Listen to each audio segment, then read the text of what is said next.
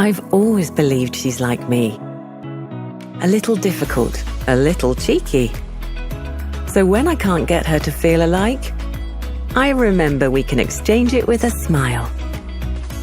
We will exchange anytime, anywhere. Wear a smile. Find yours at Red Tag. With the launch of its 200th store in Egypt and the first ever all-female store that opened in Jeddah, Lulu has been achieving multiple milestones this year. Well, spanning across 10 countries, the company has been a true example of a UAE-based organization going global. Today, we have the group CIO Piyush Chowhan joining us on our first ever virtual Up2Data to talk about all things technology, digital transformation, and leveraging data for the benefit of the business. Thanks so much, Piyush, for joining us here on our virtual Up2Data segment. First things first, 2020 has definitely been a chaotic year, especially for food retailers who had to deal with sudden surge in demand, moving online, the massive transition coming from panic buying, etc. Can you quickly take us through how 2020 has been for you and how you dealt with that year? Sure, and I think the word chaotic is an understatement to what we have seen in 2020.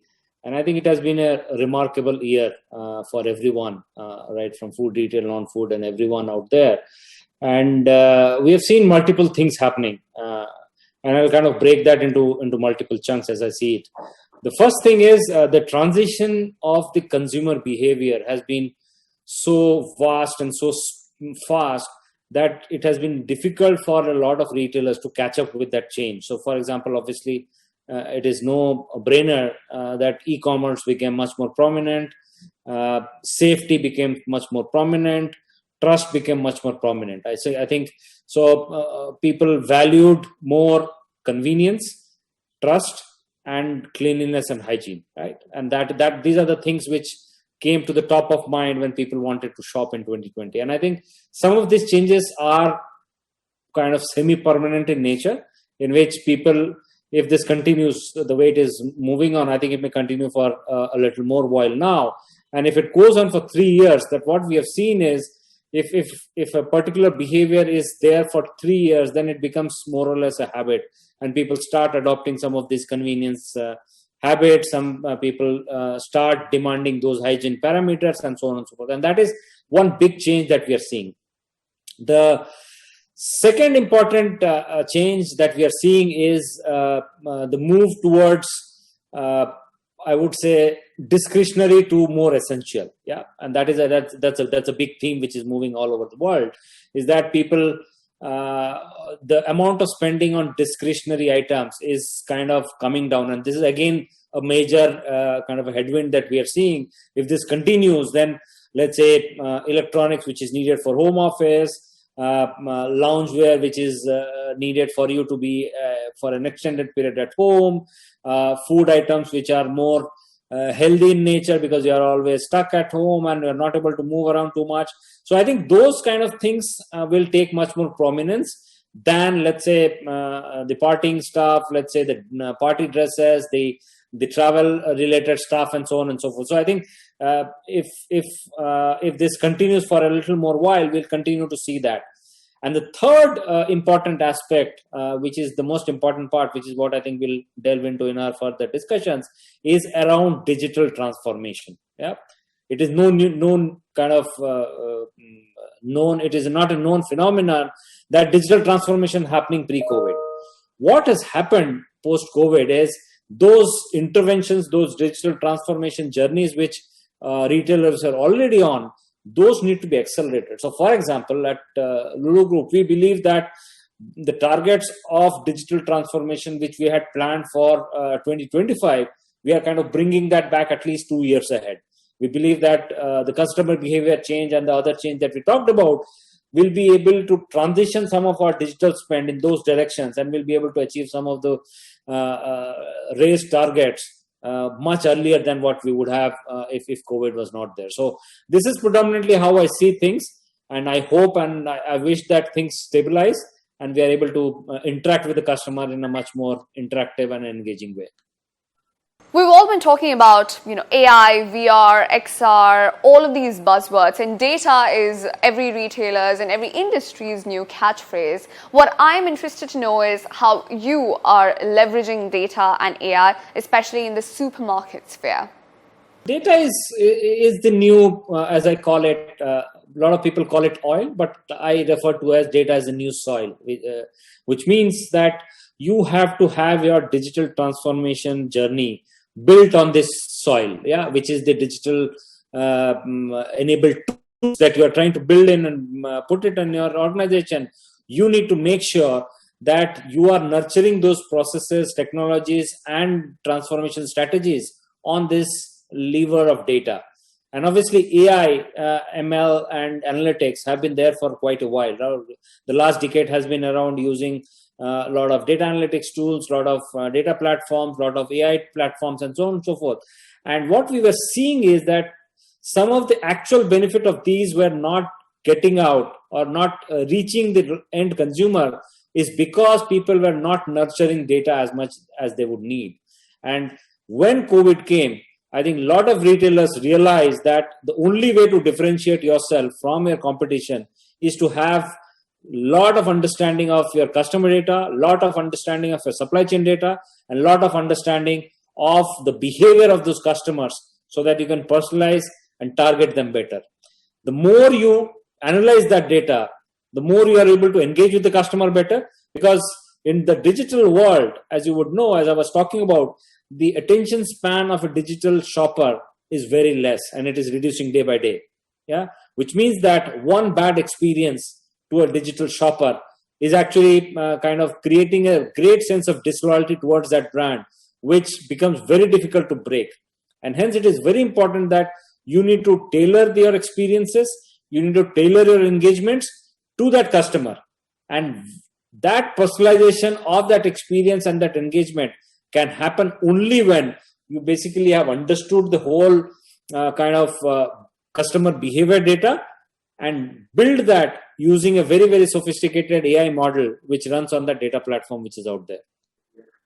Another thing that I really want to talk to you about are the loyalty programs that a lot of retailers have been coming about for many years. The most common one that I know of is the reward points that, are redeemable. But today, presently, what happens is you walk into a store, you make your purchase, you talk to the store staff, and at the very end of the process is when you present your loyalty card.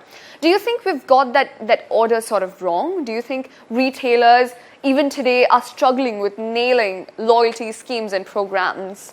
Yeah, and I think what you are referring to is predominantly maybe a few years back in which people or retailers predominantly had their so-called point-based loyalty schemes, in which what they used to do is you just shop everything, and then once you come to the counter, you show your loyalty card, and then they will basically give you points in some ratio of your basket size and things like that. And it is becoming very evident that that is a loyalty of the past century, not even this decade. It is a loyalty scheme of the past century. And as we move along, more and more retailers, including Lulu, we've always believed that it had never been, at least in this part of the century, it was never a big sticking driver for people to come and shop, saying that if I give you 1 point for every 100 dirham spent, it's no big deal.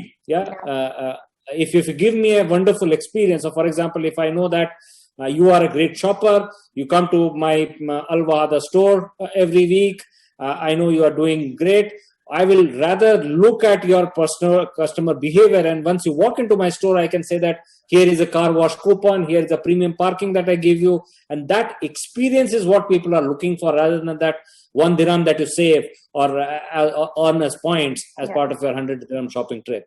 And so what is happening is the loyalty as a paradigm is shifting from transactional loyalty as it was in the past. So for example, you shop for 1,000 dirham, I'll give you 10 dirham as a reward. I think that is no longer a kind of a big driver. Rather, that is moving towards what I call as experiential loyalty, in which if I know that you are a great fan of, let's say Britney Spears or whichever kind of singer that you follow. I would rather love to sell you or kind of offer you some gear, and the amount of stickiness that I will build on that will be very different as compared to that 10 dirham which I give you as part of a 1,000 dirham shopping. Yeah, and these are the experiences that needs to be built. Now, this will happen only when I know a lot about you. Yeah, and I will know a lot about you only when you share that data with me. And the only way by which you will share that data with me is when you have trust with me. Yeah, and that is where I think retailers need to start engaging with a lot of trust, with a lot of intuitive and innovative engagement models, in which you feel confident that you are, once you share that data, you will get an experience in return, and that experience would be unique and personalized to you, so that you are able to kind of have a long-term engagement with the retailer and continue that excellent shopping journey. So you just spoke about personalization now, and the kind of personalization you're talking about is every store staff or every AI mechanism that is being used in the store needs to know literally everything that every individual consumer wants, needs, desires, liked in the past, have used in the past, etc. That is a very intricate level of personalization. At this point, at this stage, do you think the retailers here in the MENA region have the sort of bandwidth to attain that level of personalization? It's not the question of bandwidth, but I think it's a journey of transformation that the physical retail needs to go through. Yeah, and I think a lot of retailers have started that. So one of the biggest disadvantage that physical retail had in the past. So for example, 10 years back, I'm talking about 10 years back, maybe the first decade of the century, most or almost all the physical retailer would not know who is walking into the store. Yeah, they would know only when you put the kind of inventory or a basket in front of the cashier, and that too if you had a physical loyalty scheme or something of that sort.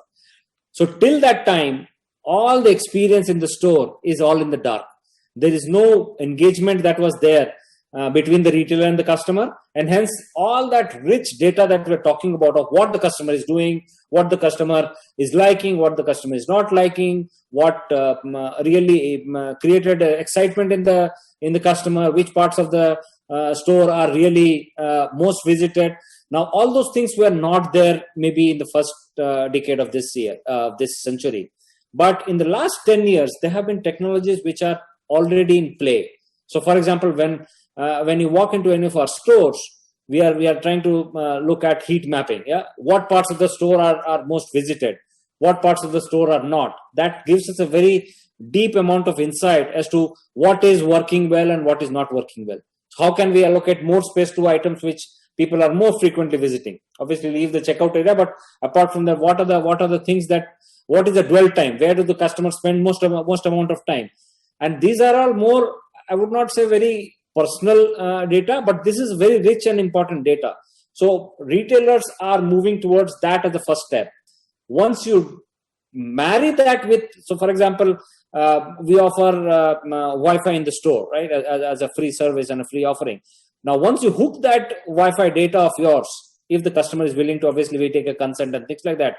If you try to marry this aggregate data with the personalized data, I will know that, yes, this is the customer who is looking more at these kind of things. And then I can basically personalize that offering. So I think it's a journey. As I said earlier, retailers have started collecting this data. Now, the only challenge is that you need to make sure that these things are much more scalable, because we are talking about big volumes. Yeah, we serve millions of customers in our store network, in our 200 store network on a daily basis. So processing that large amount of data, making sense of that on a real-time basis, and offering something on a real-time basis is something which I think retailers need to understand and build something which is much more tangible, so that they are able to interact and engage with the customer much better. So just since you mentioned Wi-Fi, and you said that, once people log into the Wi-Fi, once they walk into a Lulu store, etc., you take the information there. And this forces me to ask you the question about data privacy, right? There's always this this fine line between data that is voluntarily given and then there's data that is extracted by retailers. Yeah, and I think let me kind of when you hook onto a Wi-Fi, there's no way that we can get any data from the phone. So let me put that straight very clearly. But having said that, what you're saying is absolutely correct, and I think I mentioned in my previous answer is that the third important aspect that we are seeing, which will kind of enhance that loyalty, is what I know as trust. Yeah, and the trust in the brand is very important, and that is where we at Lulu, we believe that we want to build an engagement or a kind of a way by which we interact and collect customer data such that we don't ever misuse that data. Misuse can happen in 2 or 3 ways, right? One, obviously, are you building a solution such that they are so weak that somebody can hack and take that data? That is one. That is about data security. Yeah, we have always believed that we want to put everything in a very secure environment. Our data systems are much more secure, and we keep that data very protected. The second is, how can we misuse that data by either over communicating or doing something in which you share that data with the party so that you can monetize that data. So the term people use it, monetizing of that data, right? There have to be ethical boundaries and ethical guidelines that the organization needs to build on, saying that I will use this data only for the benefit of the customer. And that is the only winning formula when you're working on a data platform. So if you start doing the other way around, in which I will try to make sure that I make the maximum profit at the cost of the consumer, that is when the trust factor will be lost. And which is what is happening in a lot of the social media controversies which are going around, is that now they have collected so much of data and they want to use it for their own self rather than looking at who the customer is. And you would have seen the day people lose trust on any brand, I don't want to pick anyone, but you would know whom I'm referring to, is that the day people lose confidence on a brand, saying that that brand is going to misuse my data, you will see a sharp fall in the trust, you will see a sharp fall in that engagement, and it can be kind of led to bankruptcy, and it can be led to what I known as hyper moving away from those brands. So retailers need to be very cognizant, and we at Lulu, and when I speak to a lot of other CIO friends, we believe that the only way to build stickiness and loyalty is to build that trust, build your ethical guardrails, build your ethical framework so that you are not misusing data which is going against the consumer. And we've seen the likes of Facebook and the major tech giants who've been under massive scrutiny for scandals such as Cambridge Analytica for using people's data without their permission. So there is spamming happening on one side, and then there's recommendations happening on the other side. So at this point, where do you fit in as a UAE-based retailer when it comes to using the people's and your customers' data ethically? So this has been a simple kind of algorithms around pricing and promotions and ethnicity, customer segments and things like that. So these have been practices which have been there even prior to so-called data boom, which we are seeing now.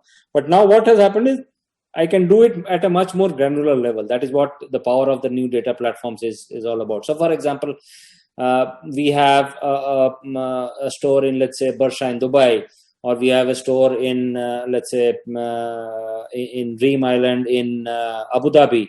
Now, the catchment area are very different. One may be a full catchment area, and you would know the ethnicity profile of UAE as such is very so diverse. In one segment, or in one catchment area, you would see a lot of Americans living together. In other catchment area, you will see a lot of Europeans living together.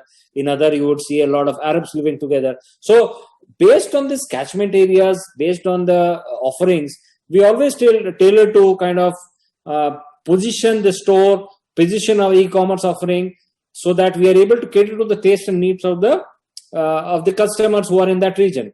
And obviously, different people have different tastes, different people have different buying powers.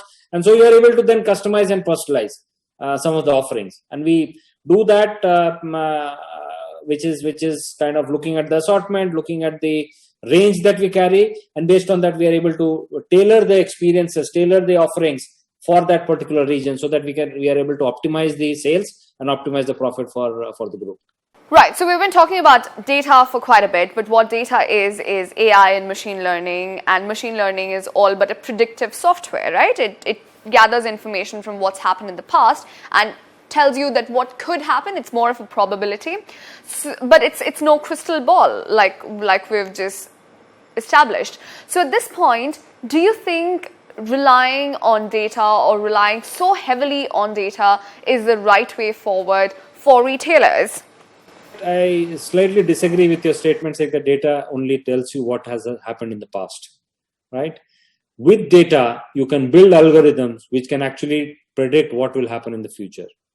Now, in the past, when the AI algorithms or the machine learning algorithms were not that robust, the predictions were that much inaccurate, or they were not as personalized that as we would want.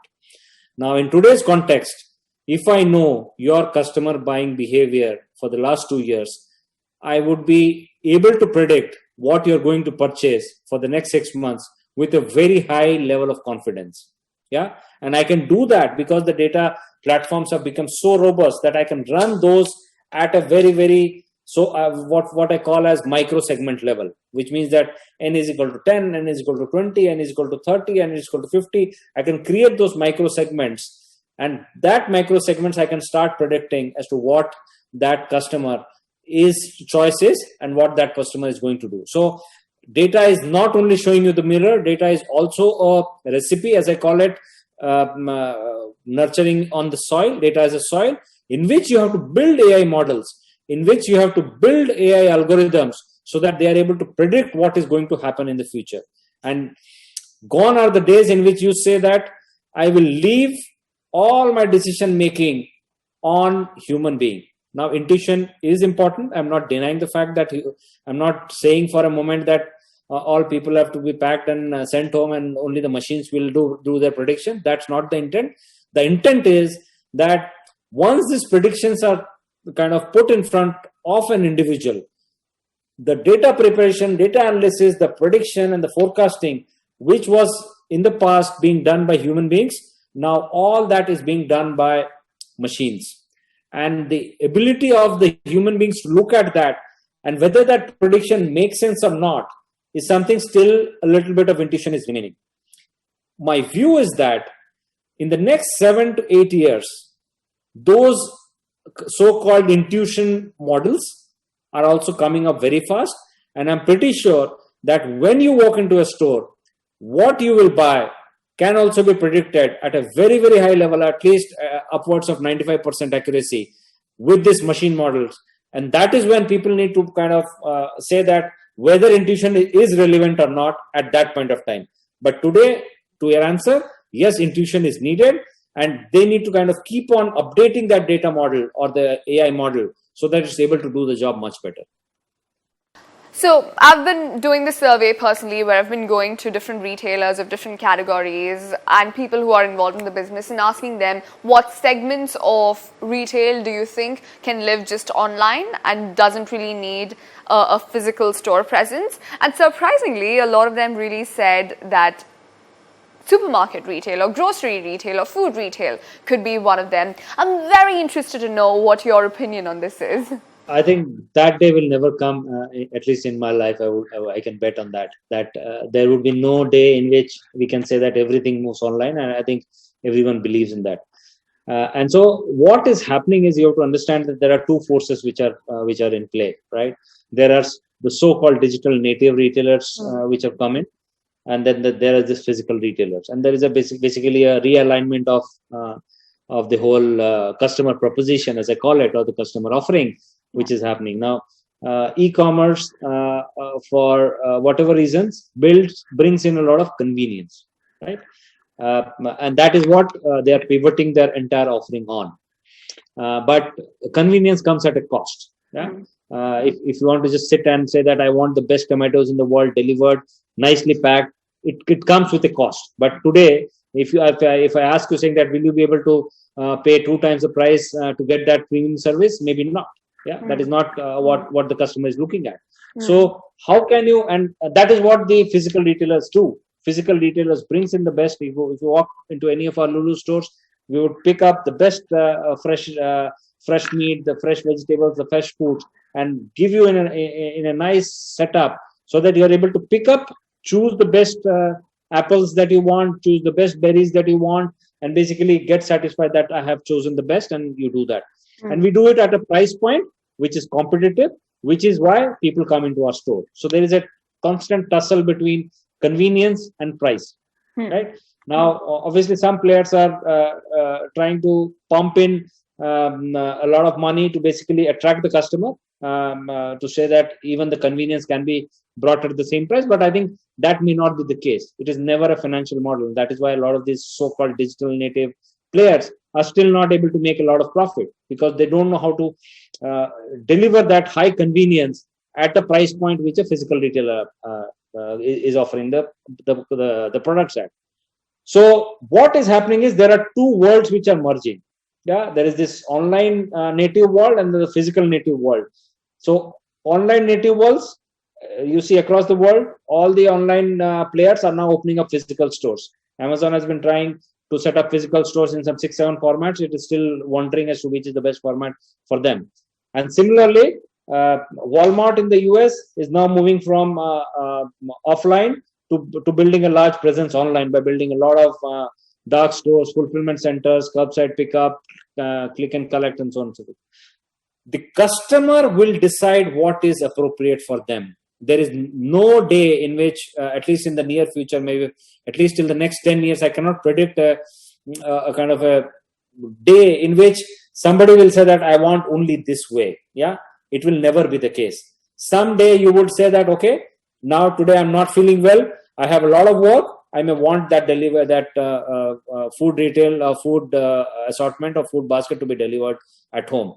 If you do that for 4 weeks and not going to a grocery store, you may feel that the 5th week I'm getting bored. I want to get the best olives to make my salad. I may walk into the store, look at it, interact. Maybe I'm running a food festival in one of my Lulu stores, which is going on now, where you will have a lot of celebrity chefs. Let me go and walk into the store. I learn a new recipe. I bring back home. So these kind of engagement models will continue, and that is where the merger is happening. So Sorry, I need to ask you then. You just mentioned that, if somebody does something 3 times or more, it becomes a habit. During the lockdown, we saw that people were ordering food online. I started ordering a lot of my groceries online, and I never done that in the past. So I started ordering from the likes of Gibson's, etc. So from what you've said, and I'm again quoting you, you just said that it becomes a habit. So do you think that once more and more e-commerce platforms come about and people realize how convenient it is to just order groceries online, then you won't really need the physical retail shops then? When I said habit, means the online retail is going to be a part of your life, but it is not going to be the only way of doing it. You get what I'm saying? There's a difference between it. Even though people who are buying online, so there is a large population. So you have to understand, pre-COVID, online penetration in GCC market or in UAE market was just 3%, which means that 97% of the people never ever have done online shopping. Yeah. Now that percentage has gone up to 10 to 12%, which means that still 90% of the people have never done online shopping. That percentage will keep on increasing as we move along, but a consumer is always going to be an omni-channel consumer. There will never be a case in which you will say that I will never go to any store in my life and I'm done with physical store. I don't think that is going to happen. So online, if you have online shopping at a particular point of time, you feel that online shopping is important today, may not be the same case every day, and hence there will be a mix of online and offline, and that is what every retailer is moving towards. How do you merge the online and offline is a $1 million question. Everybody is working towards it. Online players are coming from the online side, physical are coming from the physical side. They're trying to merge the journeys. They need to understand what the customer is looking for, tailor that omni-channel journey so that they are able to offer something which is unique and differentiated to the customer. Great. Thanks so much, Piyush, for joining us here today. And it was a very, very fun chat, I must say. Hopefully next time you're here with us in Dubai and we can do that in person. And to all our viewers who tuned in for this video, we will be back again next week. But until then, don't forget to hit that subscribe button and download the Retail ME app for regular retail news updates. See you next time. Bye.